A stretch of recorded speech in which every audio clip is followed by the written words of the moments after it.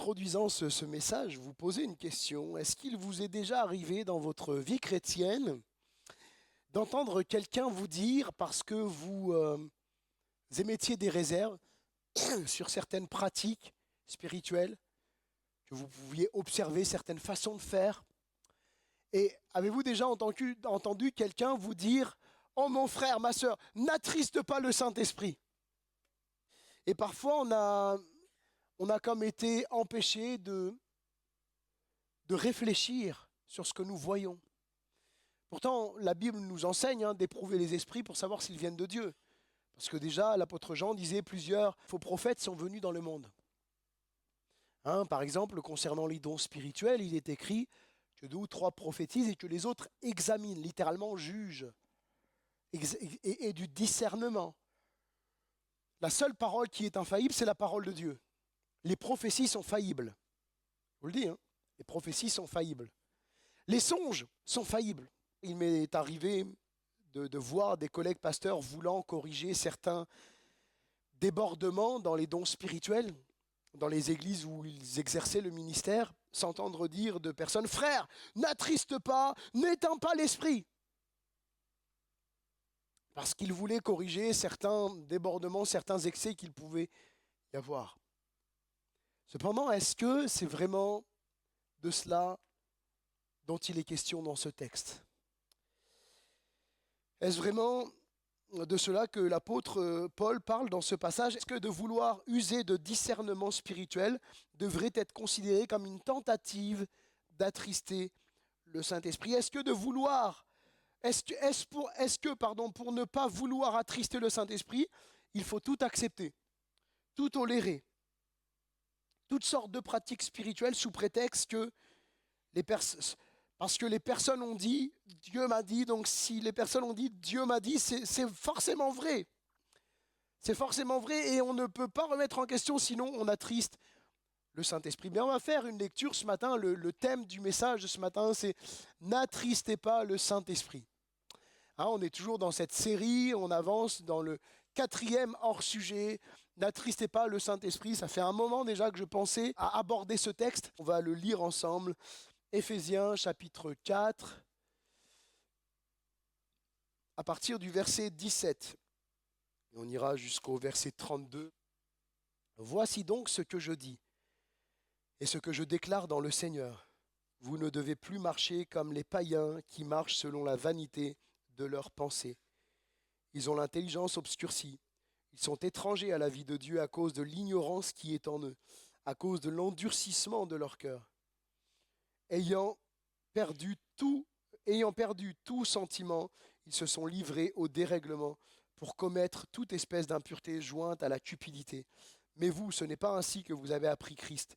Si du moins, vous l'avez entendu, et si, conformément à la vérité qui est en Jésus, c'est en lui que vous avez été instruits à vous dépouiller par rapport à votre vie passée du vieil homme qui se corrompt par les convoitises trompeuses, à être renouvelés dans l'esprit de votre intelligence et à revêtir l'homme nouveau créé selon Dieu dans une justice et une sainteté que produit la vérité. C'est pourquoi renoncez aux mensonges et que chacun de vous parle selon la vérité à son prochain, car nous sommes membres les uns des autres. Si vous vous mettez en colère, ne péchez pas, et que le soleil ne se couche pas sur votre colère. Et ne donnez pas accès au diable. Que celui qui dérobait ne dérobe plus, mais plutôt qu'il travaille en faisant de ses mains ce qui est bien, pour avoir de quoi donner à celui qui est dans le besoin. Qu'il ne sorte de votre bouche aucune parole mauvaise, mais s'il y a lieu, quelques bonnes paroles qui servent à l'édification et communiquent une grâce à ceux qui l'entendent. N'attristez pas le Saint-Esprit de Dieu par lequel vous avez été scellés pour le jour de la rédemption. Que toute amertume, toute animosité, toute colère, toute clameur ou tout éclat de voix, toute calomnie et toute espèce de méchanceté disparaissent du milieu de vous. Soyez bons les uns envers les autres, compatissants, vous pardonnant réciproquement, comme Dieu vous a pardonné en Christ. Amen. Gloire à Dieu. Alors le premier point de ce message, on va voir ensemble plusieurs aspects dans cette notion d'attrister le Saint-Esprit. Premièrement, c'est un ordre individuel et collectif. Le théologien Graham Cole a écrit ceci. Nous voyons ici dans ce texte qu'attrister l'Esprit peut être une triste réalité, aussi bien de l'Église tout entière que de la vie individuelle. Ainsi, cette idée paulinienne, donc de Paul, ne doit pas être évincée comme une simple anthropopathie, c'est-à-dire une émotion humaine attribuée à Dieu. Nous attristons l'Esprit lorsqu'il existe une disparité morale, une différence entre ce que nous disons en tant que peuple de Dieu et ce que nous faisons. Il continue en disant « Je dis nous parce que le commandement est au pluriel et vise l'assemblée et non un individu. La manière dont nous nous comportons les uns avec les autres dans le corps de Christ et dans le temple de l'Esprit, donc nous-mêmes, est vraiment importante pour Dieu. » Donc ne pas attrister le Saint-Esprit individuellement. Avant de dire n'attristez pas le Saint-Esprit, l'apôtre encourage au verset 22 à 24 à se dépouiller du vieil homme. Donc ce n'est pas une personne âgée dont vous vous occuperez à la maison et que vous devriez dépouiller. Non, c'est pas ça. Hein, c'est pas du tout ça. N'allez pas voir votre papy ou votre mamie en lui disant « Donne-moi tous tes biens parce que le pasteur a dit il faut se dépouiller du vieil homme. » Non, c'est pas ça du tout dont il est question ici. Le vieil homme qui se corrompt. Le vieil homme qui se corrompt par les convoitises trompeuses, c'est-à-dire la vieille nature là, qui veut toujours essayer de reprendre ses droits. On est une nouvelle créature en Jésus, alléluia. Jésus a fait de nous des nouvelles créatures, des créatures, des enfants de Dieu. Mais il y a cette ancienne nature là qui ne cesse de vouloir reprendre ses droits. L'apôtre Paul dira « Qui me délivrera de ce corps de mort ?» Tant qu'on est dans ce corps de chair, eh bien, cette nature, cette vieille nature veut toujours reprendre ses droits et va user de tous les stratagèmes, les convoitises, les tentations, toutes ces choses-là. Et Paul nous invite, inspiré par le Saint-Esprit, à se dépouiller de cela, à se dépouiller de notre vie passée. Notre vie passée n'a plus rien à voir avec ce que nous sommes. L'ancien Johnny, il est derrière et je n'ai pas le droit d'aller puiser dans l'ancien Johnny parce qu'il y a des choses peut-être qui pourraient me plaire. Notre caractère est appelé à changer. Notre façon de parler est appelée à changer. Notre façon de nous comporter est appelée à changer. Et il est dit de revêtir l'homme nouveau. Au verset 28, il évoque l'attitude que le disciple de Jésus doit avoir. Si autrefois il était voleur, il ne doit plus voler, mais il doit travailler de ses mains et aider ceux qui ont besoin. Donc c'est un ordre individuel. Un ordre individuel. Il y a cet ordre de quelque part, chercher à faire les œuvres que Dieu a préparées d'avance pour nous. Il y a cette attitude, ce comportement que nous devons rechercher, d'avoir les sentiments qui étaient en Jésus-Christ. Si nous cherchons les sentiments, plus nous cherchons les sentiments qui étaient en Jésus-Christ, qui sont en Jésus, plus nous les recherchons, plus nous y aspirons ardemment, et moins nous attristerons le Saint-Esprit. Et puis il y a aussi un ordre collectif, ne pas attrister le Saint-Esprit collectivement. Après avoir évoqué le combat que chaque chrétien doit avoir en combattant les convoitises, en se dépouillant du vieil homme, l'apôtre, inspiré par l'Esprit de Dieu, va montrer comment ne pas attrister le Saint-Esprit dans l'Église. Et il évoque plusieurs attitudes qui ne doivent pas avoir leur place au milieu de l'Église, au milieu de l'Assemblée, au milieu des chrétiens. La méchanceté, la colère, les clameurs, les cris, le désir de nuire, la calomnie, c'est-à-dire de répandre faussement des bruits sur quelqu'un. Et puis je pense que la liste, elle n'est pas exhaustive. On pourrait en rajouter. On pourrait rajouter la jalousie. Je crois qu'on n'est pas appelé à se jalouser les uns les autres. On est tous différents. Et je crois on devrait tous avoir cette mentalité de se dire, Je bénis Dieu pour mon frère qui arrive mieux que moi. Et puis tellement d'autres choses qu'on pourrait ajouter dans toutes ces choses qui doivent disparaître du milieu de nous. Ne laissons rien, frères et sœurs, ni personne nuire à la paix de l'Église. Refusons les critiques à l'égard de nos frères et sœurs, mais au contraire, encourageons-nous chacun à suivre le modèle biblique. Ce modèle que je remarque depuis plusieurs mois, j'allais dire, ça ressort régulièrement dans mes messages. Alors il y a eu une prédication sur là où 2 ou 3 sont assemblés, puis on a partagé un peu le process de la discipline que Jésus va mettre en place dans l'Église. Il y a quelque chose qui ressort souvent et c'est pas volontaire de ma part ces derniers mois. Il y a quelque chose qui ressort souvent dans mes messages. Si ton frère a péché, va et reprends-le. Ouais, je le reprends et je le casse, je le fracasse, je le détruis. Est-ce que c'est ça que Jésus dit? Parole de Christ. Il dit si ton frère se reprend, si ton frère se repent, tu l'as gagné. Tu as gagné ton frère. Est-ce qu'on est toujours animé de ces sentiments-là dans l'Église? Est-ce qu'on est toujours animé de ces sentiments-là quand on remarque peut-être que notre frère ou notre sœur a mal fait, de dire je veux le gagner pour Jésus. Je veux que mon frère se reprenne, je veux que ma sœur se reprenne, je veux la voir progresser, je veux la voir changer, je veux la voir transformer comme moi-même.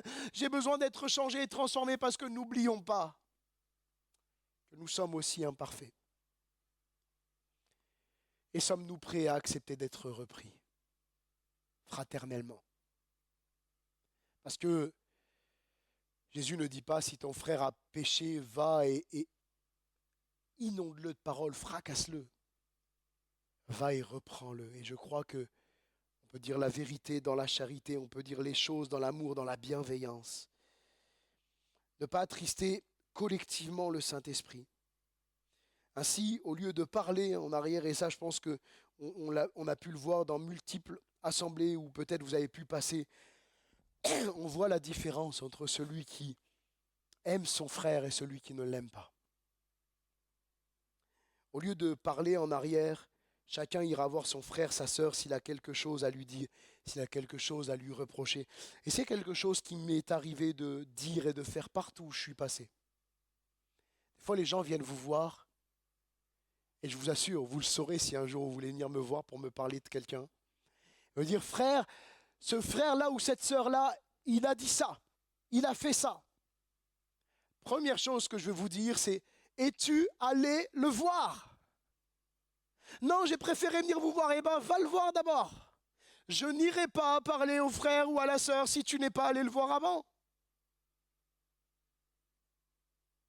Parce que c'est biblique.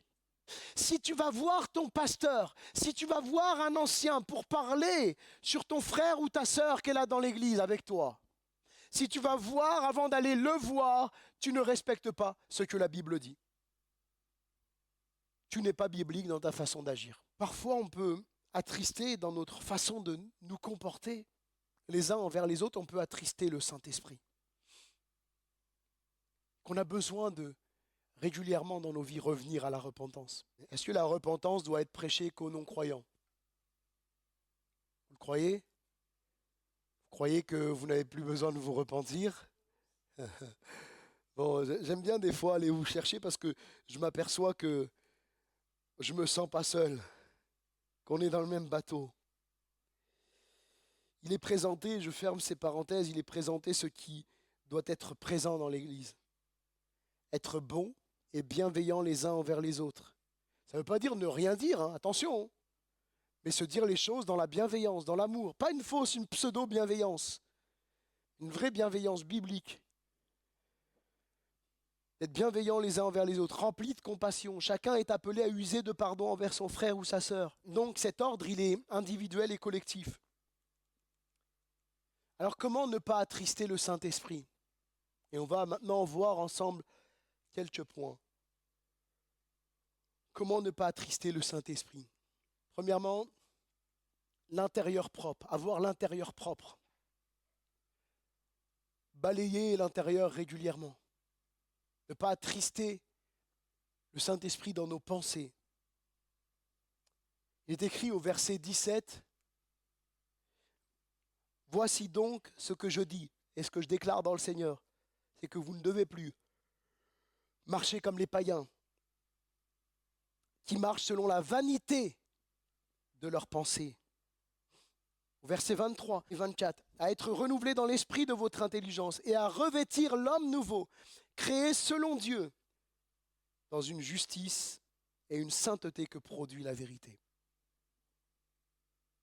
Je crois qu'on ne parle pas assez de la sanctification. Je crois qu'on ne parle pas assez de sainteté. Et pourtant, la Bible dit que la sainteté convient à sa maison. L'intérieur propre, souvent l'être humain, il regarde aux conséquences, ce qui est visible, à ce que ses yeux voient. Mais le Seigneur, lui, regarde avant tout aux motivations des cœurs, aux causes qui produisent des conséquences.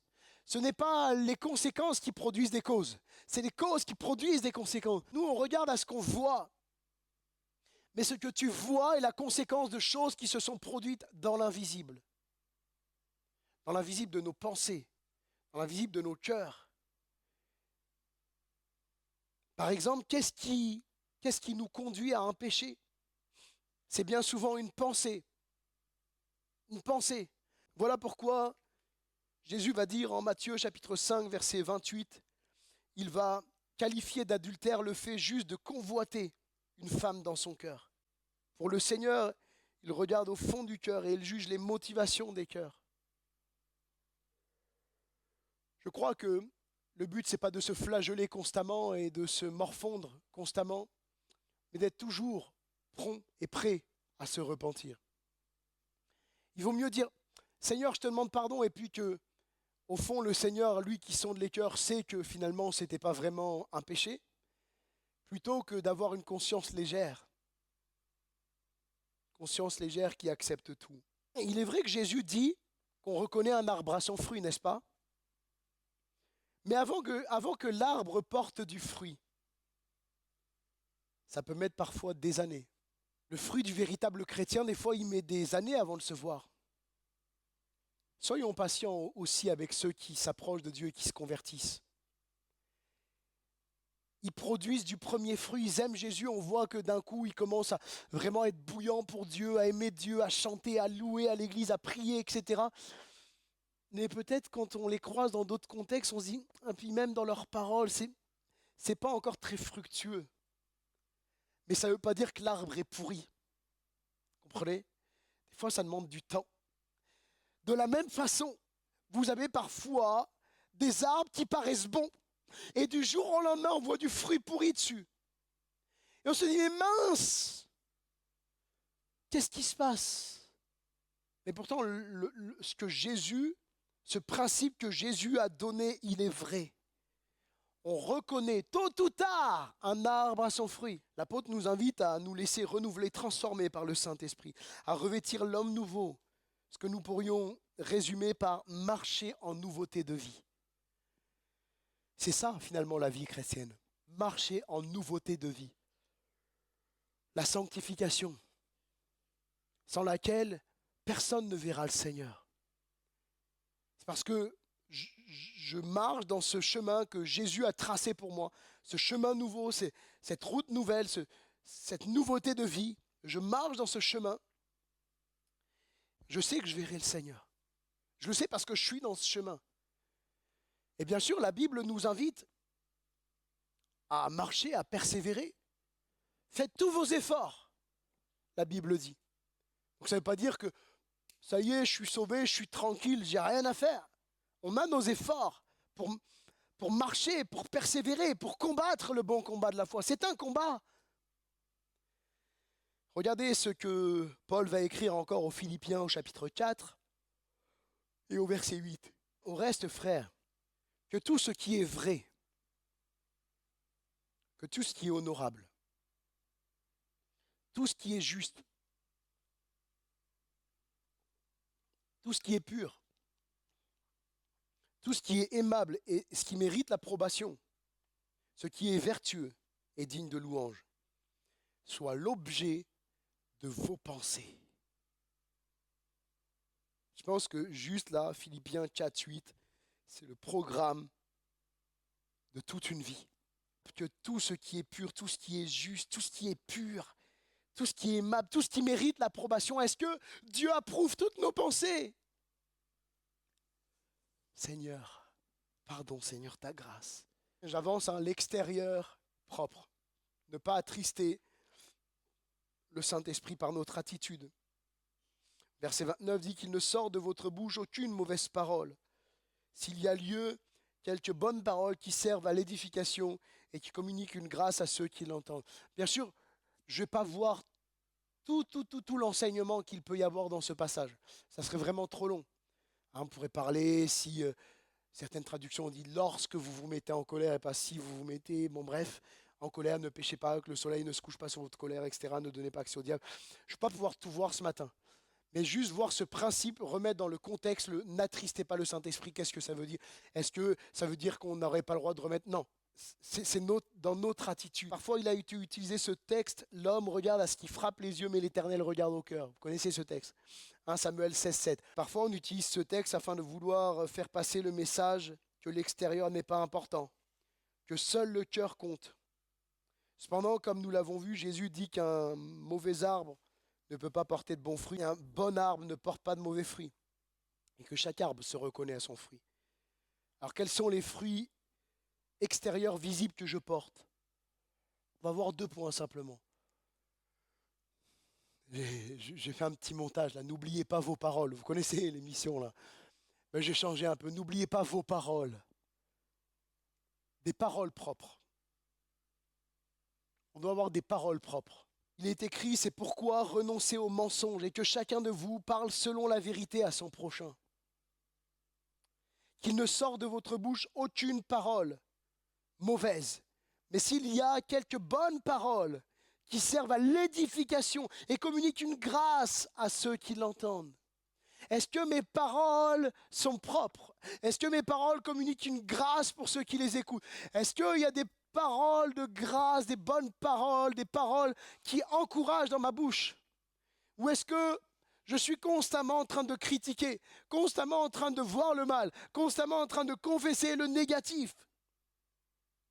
Il y a un dicton qui dit, écoute pendant quelques minutes une personne parler, tu sauras de quoi elle s'entretient. Des paroles propres de tout mensonge. Dieu est vérité. Jésus dit dans Jean 14, chapitre 14, verset 6, vous connaissez ce texte par cœur, je suis le chemin, je suis la vérité et la vie. Nul ne vient au Père que par moi. Jésus est la vérité. Ainsi nous sommes appelés à vivre pour la gloire de Dieu, à être des imitateurs de Christ. En tant que chrétiens, nous devons renoncer au mensonge et parler dans la vérité, même si ça nous coûte, frères et sœurs.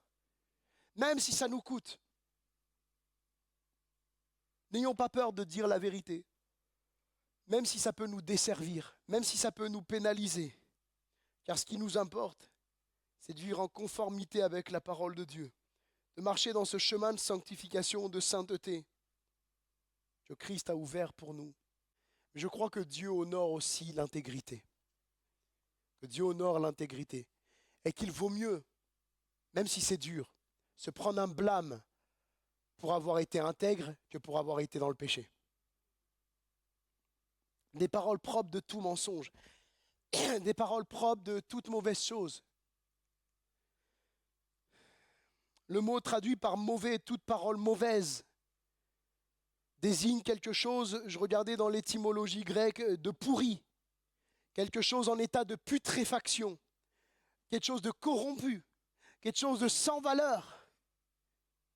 Certains le traduisent par qu'il ne sort de votre bouche aucune parole grossière. Et en tant qu'enfant de Dieu, on doit parler comme des enfants de Dieu. On doit agir comme des enfants de Dieu. Je dois agir comme un enfant de Dieu. Toute grossièreté doit être bannie de notre vocabulaire. J'admets qu'on touche à un point sensible. Parce que ceux qui nous gouvernent usent même de grossièreté facilement. Ça fait jeune, ça fait branché. Vous savez que dans ce monde, pour attirer l'attention des gens, utilise des grossièretés. Ça fait bien et puis hop, ça attire. Et vous avez certains de nos politiciens, même de nos présidents, qui ont utilisé ce langage-là pour choquer et amener à la réflexion.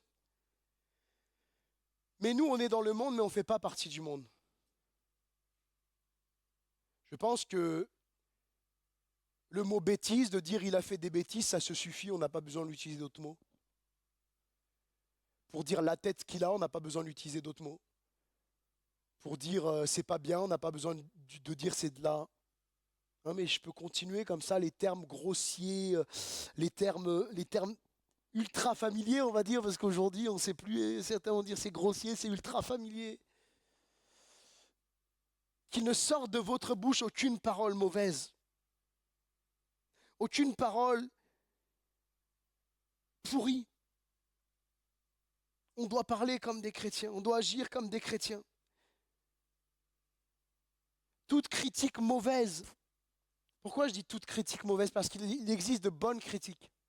Toute critique mauvaise, toute calomnie, c'est-à-dire des propos mensongers dans le but de nuire, ou même de la médisance, des propos qui sont vrais mais dans le but de nuire, doivent être bannis de nos vies, bannis de l'Église. Nos paroles, au contraire, doivent servir à édifier, à aider, à bénir, à encourager, à fortifier l'Église. Alléluia.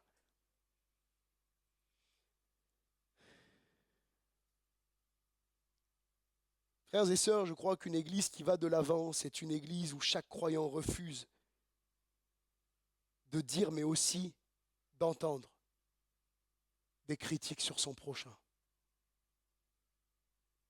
Et je crois que quand quelqu'un vient vous voir pour critiquer, que vous dites à la personne, va le voir, vous libérez votre parole. Ne vous laissez pas lier dans vos paroles, frères et sœurs. Ne nous laissons pas lier dans nos paroles. Parce que quand vous commencez à écouter de la critique,